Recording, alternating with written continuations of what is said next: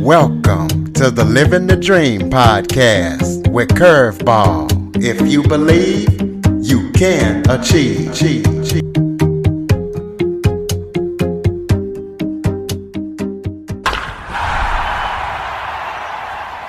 Welcome to the Living the Dream with Curveball podcast, a show where I interview guests that will teach, motivate, and inspire you to stop at nothing to fulfill your dreams. Today, I am joined by two very special guests. They are Don and Hutch. They are straight out of Australia. In the year 2018, they went on a bike ride together as they normally do. But all of a sudden, Hutch had a sudden cardiac arrest, which only 9% of people survive, so he is very lucky. Hutch was dead for 18 minutes, and it took the help of Don as well as other bystanders to help him survive before medics arrived. They have a 60-second clip of the call to emergency services, so I'm going to play that for you right now before we get into the interview. Ambulance emergency, what town or suburb?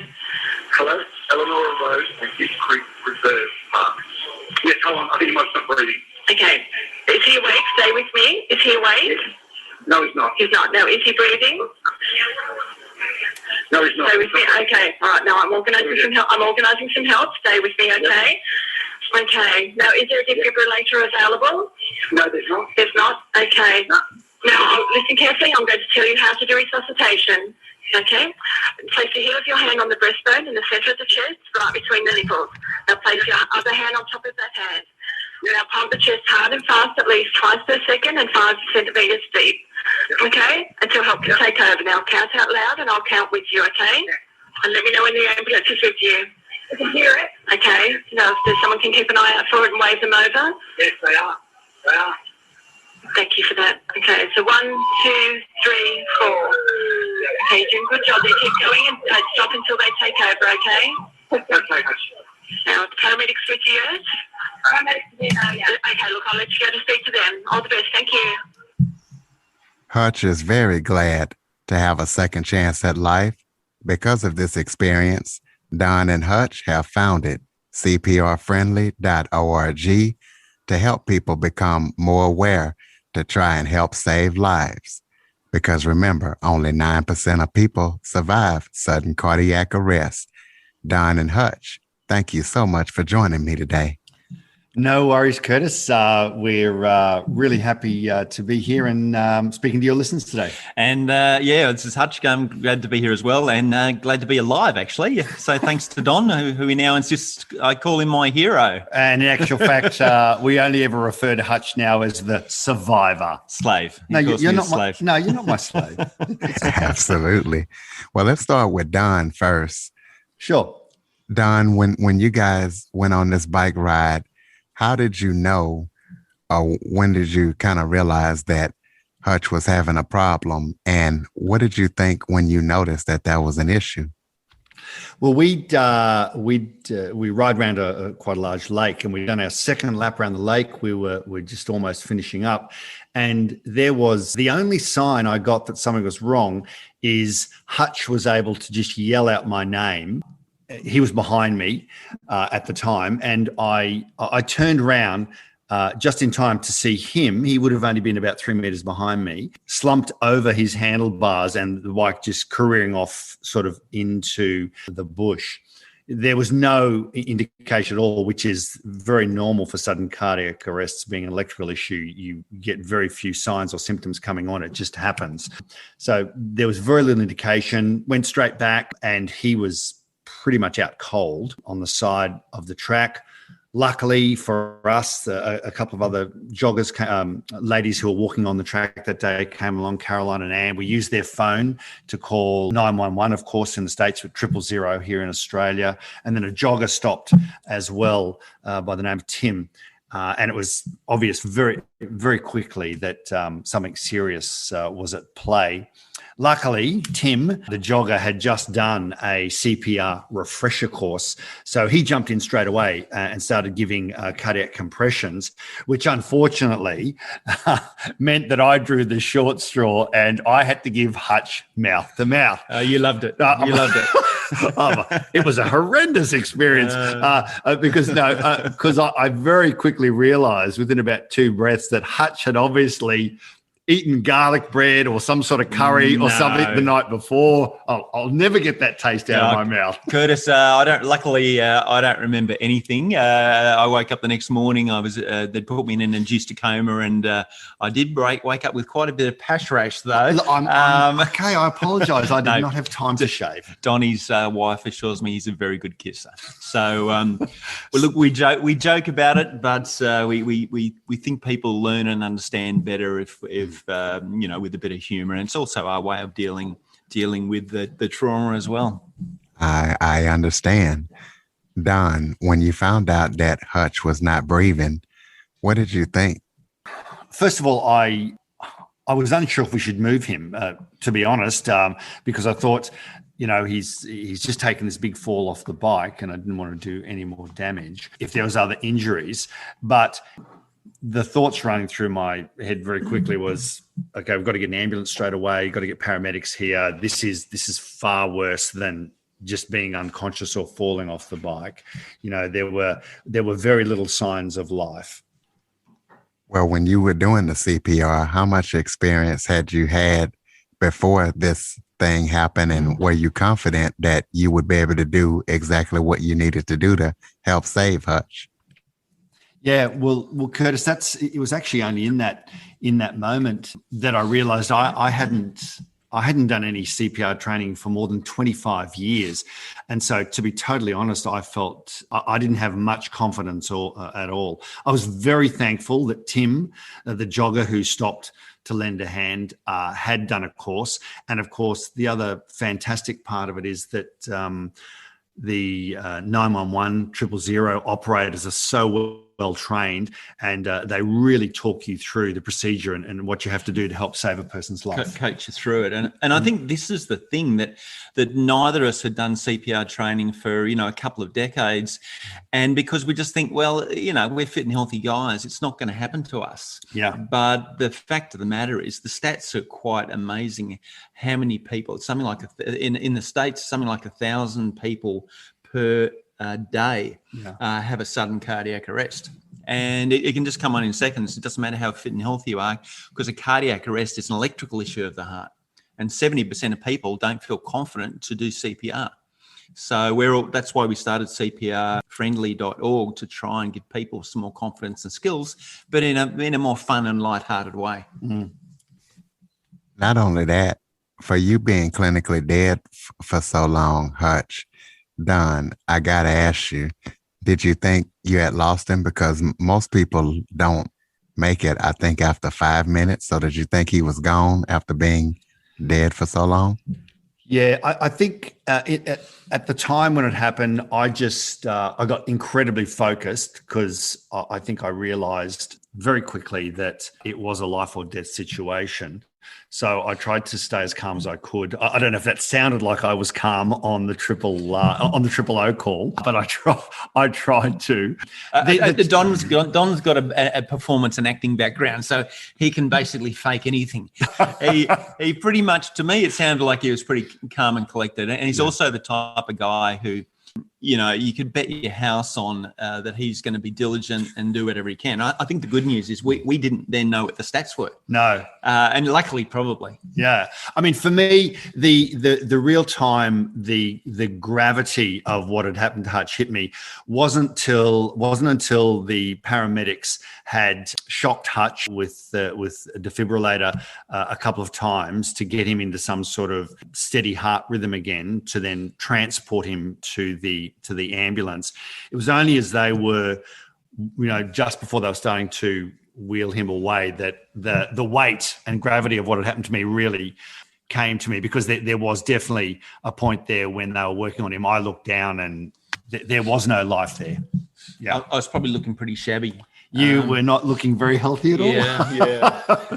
In fact, the policewoman, when she saw me a few months later, said she didn't recognise me from then to me actually being normal. I think her words were, "He looks so alive," which must have meant he must have looked so dead. And she did tell us that I'm in her 22 years of policing, I'm the deadest person she's ever seen. Yeah. So I'm pretty lucky to be here. When I think back, I think the police that were on scene, the way they started to cordon off with tape and stuff was fun. Did they cordon off with tape?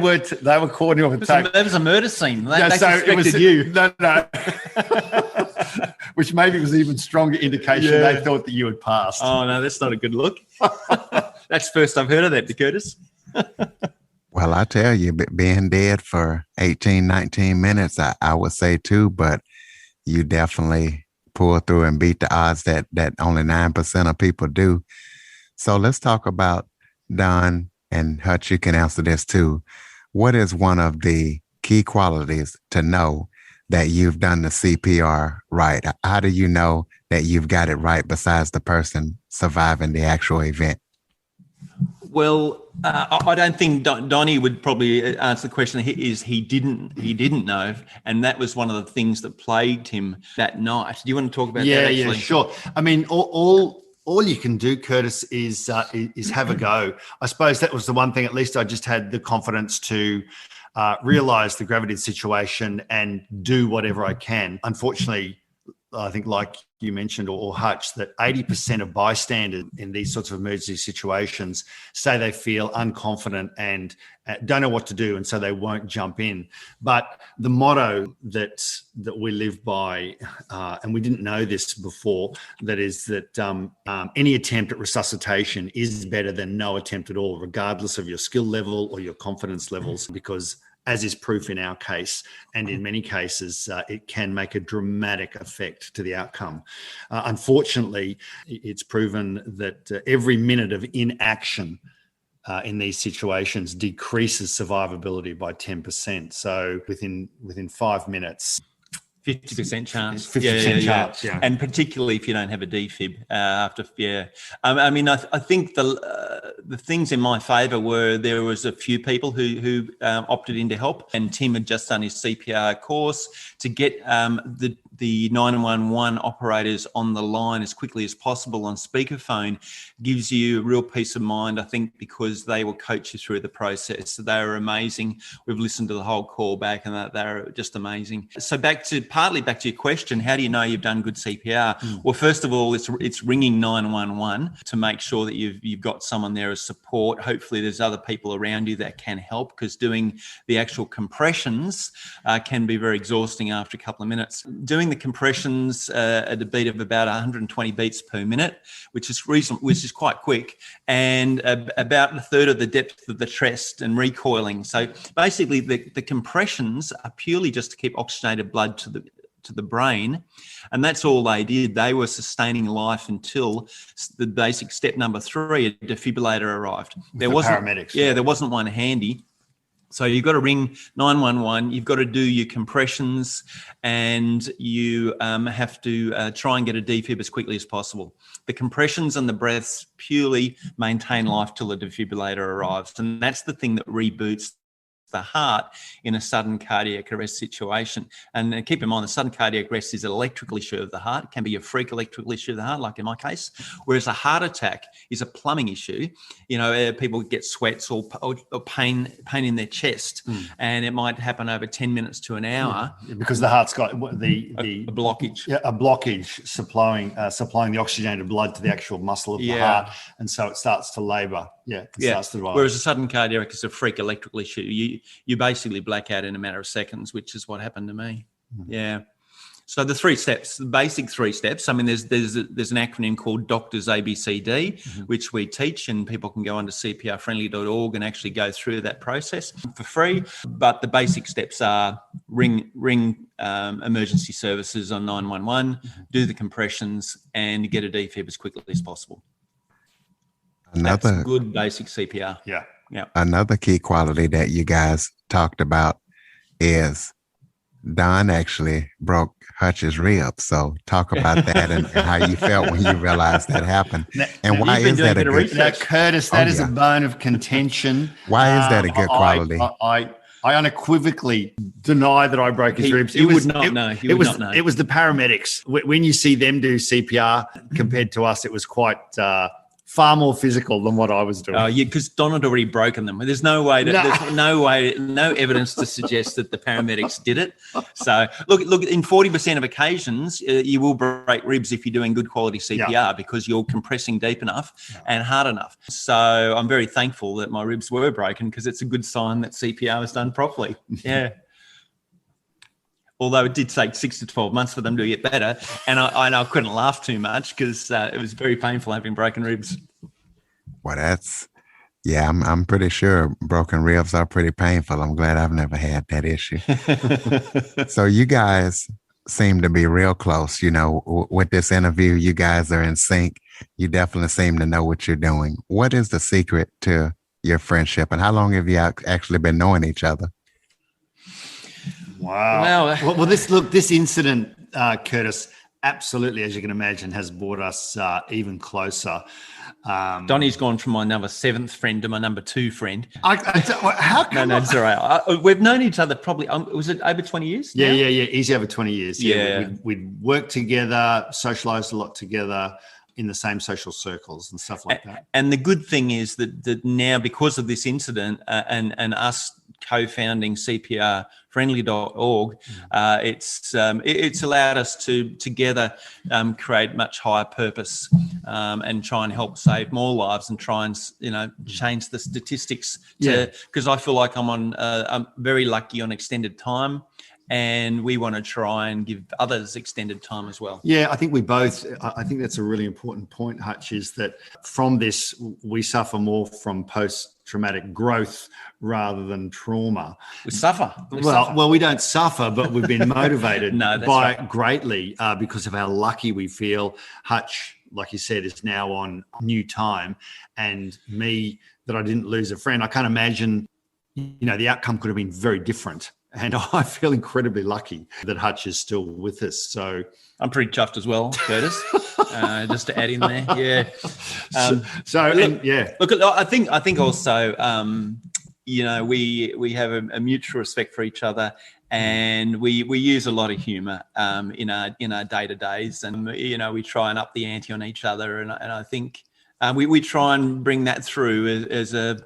How we teach CPR nowadays, and you'll see online some of the videos we've done are really fun, and the free webinars we have there for anyone can watch. We do that in a fun way because there's a lot of serious training out there. And my background's in training, and Donnie's background's in entertainment. So put these two together, and we try and make the learning fun and engaging for people so that they will watch it and they will learn and hopefully ultimately save more lives. Yeah. Well, let's flip over to you, Hutch, because you're the one that actually went through the experience. What do you remember the experience? Do you remember passing out or remember feeling bad before? What do you remember, if anything, of the experience? I get asked that a lot. It's look, I remember the morning going to the bike ride. I don't remember anything about the bike ride. I don't remember anything probably for about 3 or 4 days after. And I think that's partly because I don't know whether it's the brain blocking out any trauma, or it's actually the drugs. Because they put me into an induced coma. They had me on an ice bed to shut down all the external peripheral, organs, and just so that the brain and the heart and the basics could really focus on doing their job. I luckily popped out of a coma the next morning, which is a godsend to my partner, Katie, who obviously didn't get much sleep that night, not knowing if I was going to be dead or brain damaged or whatnot. And Donnie, obviously, not knowing if he'd done enough to get me through. If I'd broken enough ribs. Yeah. So slowly over a few days, my memory started coming back. But apparently it's normal that your brain goes into a loop, and I was constantly every couple of. Donnie probably tell the story better. Yeah. When I mean, it was fantastic because I don't remember anything. Basically, is the short answer. I mean, when he first came back to consciousness, he was on this. It was originally probably not even a 30-second loop where he'd say, "What happened?" And then we'd all say, "Oh, look, we were bike riding and you've had an accident. They're not sure exactly what happened, but you've blacked out and it's pretty serious." And he'd go, "Really?" Then he'd say again, "What happened?" Look, I'm a curious guy, Curtis. I like to get to the bottom of things. And he just kept repeating never-ending this. improvement. Yeah. And then eventually we just started making up responses. "What happened?" Donnie, you owe me money. You owe me money. We got in a fight and I knocked you out. Really? What happened? Yeah. Katie's left you for me. Your partner's left you for me, and you wanted to fight me over it. Really? Apparently, I kept introducing Donnie to Katie all the time, and they've known each other for years. But I'm just a polite guy. He was even introducing me to my own wife of 25 years. So it was very interesting. And apparently, Curtis, I still owe him money. Yeah.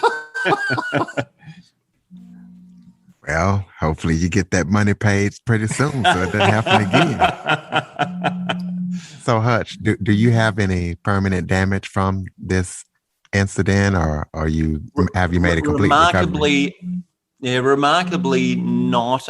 He's not as funny as he used to be. I don't think I've got any brain damage, but I can't be. No, look, I unbelievably feel very, very normal. I still need to get my heart checked every 6 to 12 months with updates. I do have a what's called an ICD, an internal defibrillator, embedded in my chest, which is it's like a pacemaker plus a heart starter if anything like this happens again, and it was a freak electrical issue.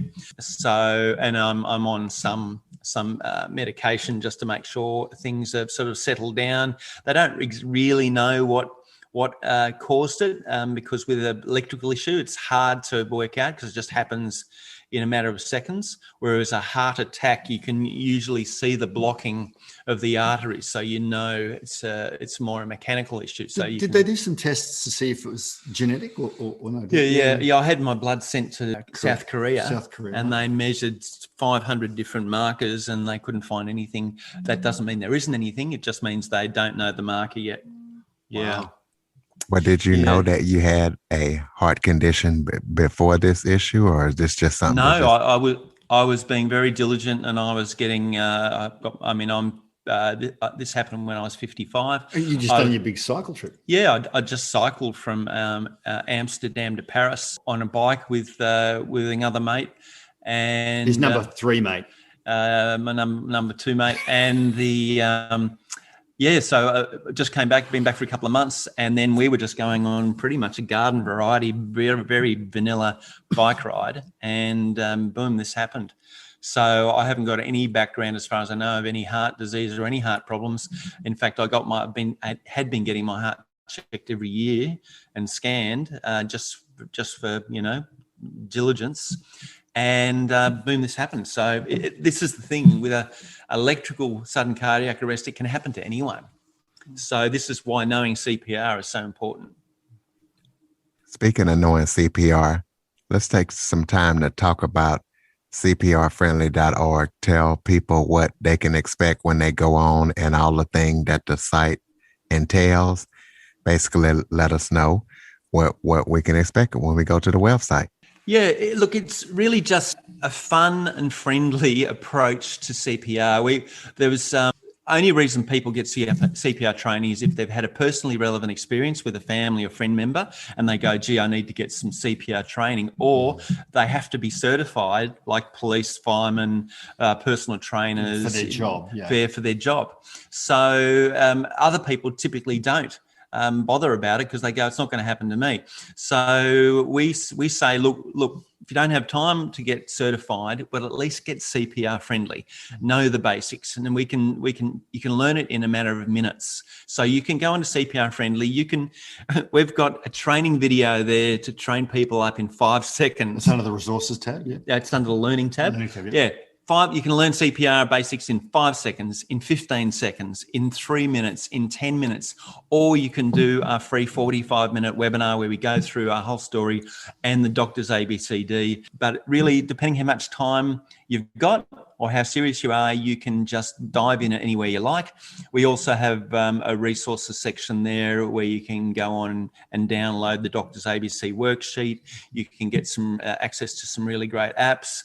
You can also run your own CPR friendly event if you want to. Yeah, which is what we did, which kicked the whole thing off for CPR friendly. After our incident and Hutch had recovered, we just realised how important it was that, especially just our own family, friends and loved ones knew this information. So the first thing we did is run a CPR barbecue at my place, and we invited them over with a CPR trainer in. At about 60 people. 60 people. And the next thing that you did, a street party. And then we did a CPR friendly street party in my street. We invited all the neighbours. We got someone from the local surf club up to run a quick session. And after they understand the importance of CPR training, they then understood the importance of defibrillator. So then a whole bunch of the neighbours chipped in $50, $100, and we basically did a fundraiser, and we've now got a defibrillator in our own street. So it's on a garage wall of one of the houses in the middle of the street. So people, within a couple of minutes, they can quickly get the defibrillator. And then we've just multiplied this out to other streets, households, suburbs, clubs, associations. I mean, we're doing a retirement village next week where we come in and we train them for free.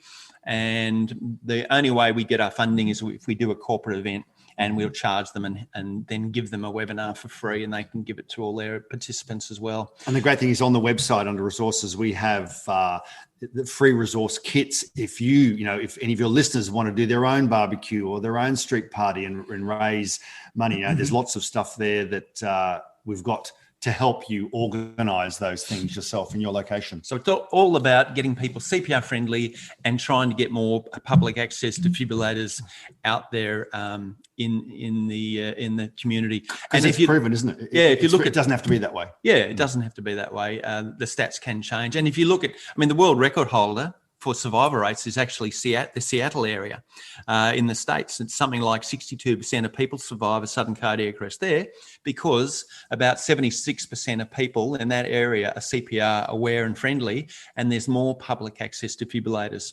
So if they can do it, why can't we do this in communities all around the country? Do you guys have any upcoming projects that people need to know about that you guys are working on? Well, through COVID, we've do you want to talk? No, through COVID, because we couldn't do the face-to-face community events, it actually is good in a way, because it forced us to think, what else can we do? So we've only just launched our CPR-friendly webinar, which is available on the website. Oh, I thought you were going to invite everyone over to our training next week. Anyone from the States who wants to fly to Australia and quarantine for 14 days to get face-to-face training. They don't have to do that. They can go and watch this is the great thing about our CPR-friendly webinar. So that's a free webinar. Anyone can watch it anytime. It's basically a setup. So every 15 minutes it runs. And even if people want to run their own event, they can just log in and use the webinar as well. Yeah. Just remembering that the 000 call here is 000, whereas in the States it's 911 is the only difference. But yeah, we tell our story. We play the emergency call and take them through the whole doctor's ABCD, and they can download the worksheet and away they go. We talk about defibrillators, so it's the whole gambit. We even do a CPR rap at the end of the webinar. Yes, we do. You love that part, don't you? Donnie, you are such a good rapper. Donnie's a very good singer, Curtis. So yeah. So we're trying to make it fun and engaging for people, and really just trying to spread the word and awareness of CPR. You guys definitely keep up the good work. Do you have any final thoughts before we close it out? Oh, look, people ask me what's changed about my life, and I now that I've had a second chance, and I'd probably just say three things. The importance of gratitude in life and just appreciating the small things and the small moments. So every day I'm much more grateful for the little things. Secondly is the importance of family and friends and loved ones and not taking them for granted. And thirdly is, trying to contribute back something and a higher purpose to life beyond just us as individuals, and that's what we're trying to do through CPR Friendly. So those three things I think were key takeaways for me, instead of getting focused in post-traumatic stress and, oh, gee, will this happen again? Gee, do I have to living walk your life on eggshells? Yeah. We try and look at post-traumatic growth. What have we learnt out of it, and how can we move forward bigger and better than we were before if life throws you the curveball? And most importantly, just get CPR Friendly, get those skills, always have them at top of mind, because you will never know, as was in our case, when you're going to need them. And in 80% of cases, it will be a family member or a friend or a loved one that you will be trying to help and save. Yeah. And you can go to cprfriendly.org to get CPR Friendly. Don and Hutch, thank you guys so much for joining me. Thank you, Curtis. Thanks, Curtis. It's a privilege chatting with you today. And listeners, please be sure to follow, rate, review, share. And also, if you're an Android user, you can go to the Google Play Store and type in Living the Dream with Curveball and download the app where you can have all my episodes right on your phone. For more information on the Living the Dream podcast, visit www.djcurveball.com. Until next time, stay focused on living the dream.